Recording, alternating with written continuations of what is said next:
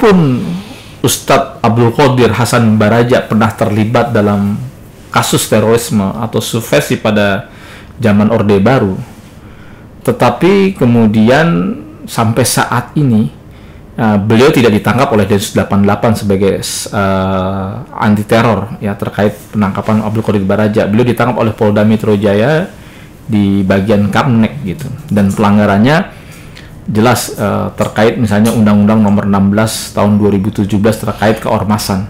Lalu yang kedua adalah Undang-Undang Nomor 1 Tahun 46 terkait berita bohong ya, membuat keonaran dan sebagainya gitu. Ini terkait dengan deklarasi khilafah memperkenalkan, dan ini dianggap sebagai mengancam Pancasila, kebinekaan, NKRI dan sebagainya.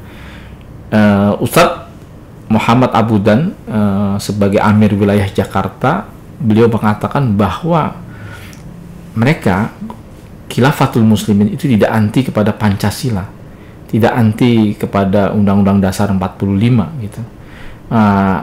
Kita akan bahas masalah ini karena ini menjadi isu yang krusial. Ada semacam keresahan di kalangan masyarakat ya ketika melihat khilafah-khilafah sebelumnya yang kemudian banyak mengajarkan kekerasan. Ini saya mau panah Ustadz Abudan. Menurut pengamatan saya, itu memang ada kelompok Khilmus yang kemudian menyeberang kepada kelompok ISIS, ada yang hijrah ke ISIS dan sebagainya. Tapi ini oknum, kita nggak bisa katakan ini sebagai bentuk representatif daripada Khilmus itu sendiri. Sebagaimana ketika ada oknum polisi yang berbuat salah lalu kita tuduh organisasinya, itu nggak bisa kita pungkiri gitu. Tetapi maka untuk itu yang menjerat dalam kasus ini yang baru-baru hangat ini adalah ya undang-undang keormasan gitu. Apakah ini nanti akan Khilmus sendiri kompromi terkait undang-undang, karena ini menjadi persyaratan gitu. Karena di negara Indonesia yang mengedepankan demokrasi itu salah satu adalah supremasi hukum, yang kedua adalah ada kepastian itu terkait masalah hukum itu tersebut gitu. Jangan sampai kemudian Indonesia yang sudah sepakat negara demokrasi yang menghormati hak kebebasan berpendapat bersuara ini kemudian tercederai gitu.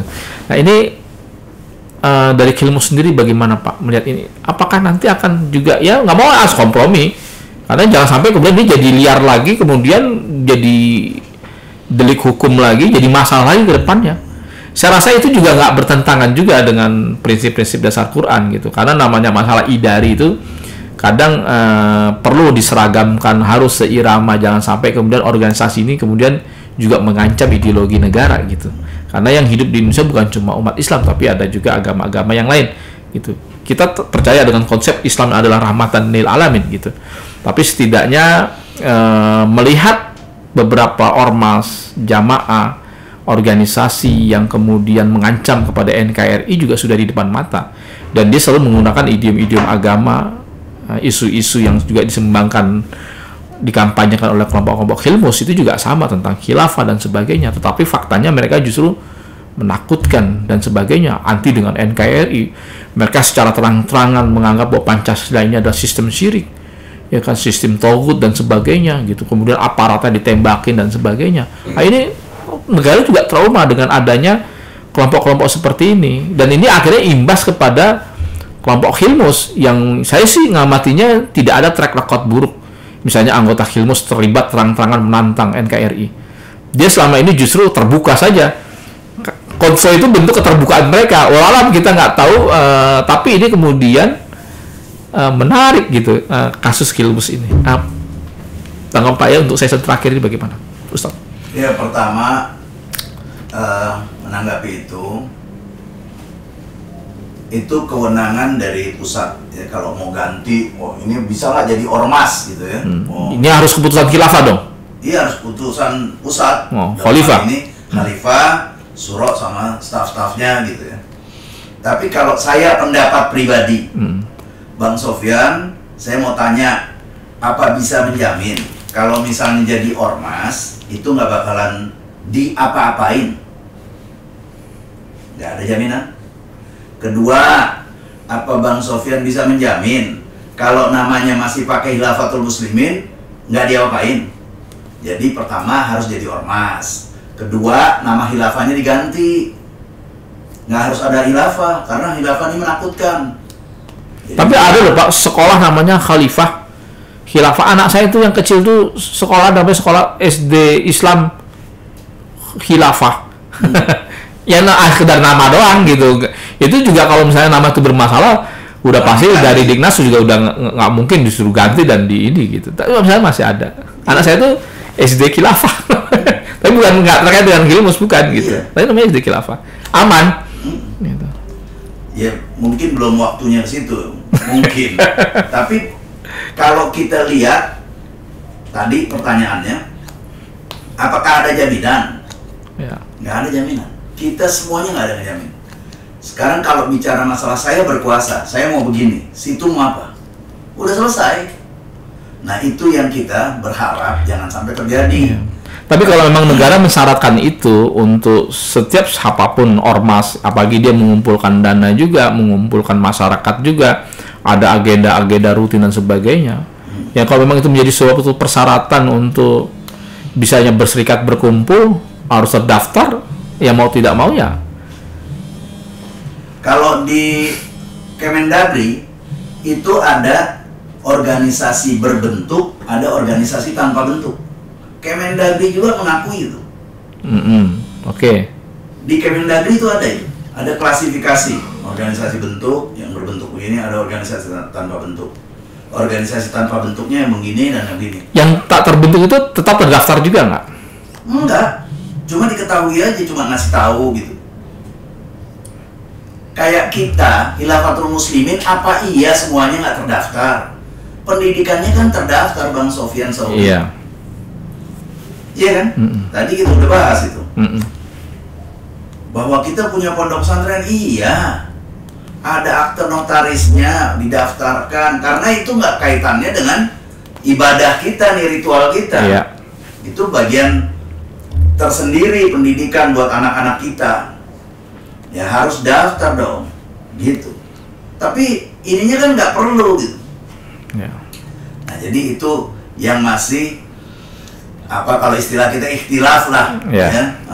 Ada orang mau begini, tapi ya balik lagi itu apa dan bagaimanapun tetap nggak ada jaminannya, nggak ada jaminannya. Wah ntar nggak diapain, enggak, tetap harus ada sesuatu yang memenuhi persyaratan begini dan seterusnya.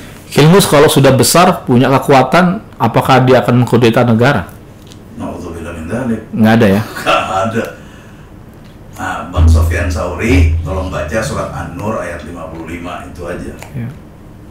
Wa'adallahu alladhina amanu minkum wa amilas la yastahlanahum fil ard kama stafal ladzina min qablikum. Surat An-Nur surat 24 ayat 55 itu kan Allah menjanjikan kepada orang-orang beriman dan beramal soleh diberi kekuasaan. Kita rebut? Enggak, diberi. Bagaimana cara Allah memberi? Wallahu a'lam bishawab. Ente dan Anda sama-sama nggak tahu. Tapi diberi sama Allah. Kalau Allah udah memberi, udah dengan cara-cara Allah udah. Ya. Tapi apakah ke situ kita? Enggak. Ini janji Allah. Kalau mau protes ke Allah. Tolong tip X gitu. Surat 24 ayat 5 di tip X. Jadi nggak ada niat ngoyoh sampai ingin berebut negara. Tidak ada sama sekali. Ini sebagai bentuk klarifikasi juga, karena ini yang selama ini ditakutkan oleh masyarakat Indonesia. Dan selalu setiap wartawan saya ngomong gitu. Tapi ya tetap ntar munculnya begitu lagi. Iya, baik, bisa dipahami. Baik, pemirsa, bincang-bincang kita dengan Ustadz Muhammad Abudan, Amir Wilayah Jakarta Raya dan sekitarnya. Jawaban ini, wawancara podcast ini sebagai bentuk klarifikasi, bentuk tabayun selama ini isu-isu yang kemudian memang membuat khawatir karena melihat daripada pertama track record dari Ustadz Abdul Qadir Hasan Baraja yang pernah terlibat kasus terorisme, bahkan beliau juga pernah cukup dekat dengan Ustadz Abu Bakar Ba'asyir, Abdullah Sungkar, yang mana beliau kedua orang ini juga mempunyai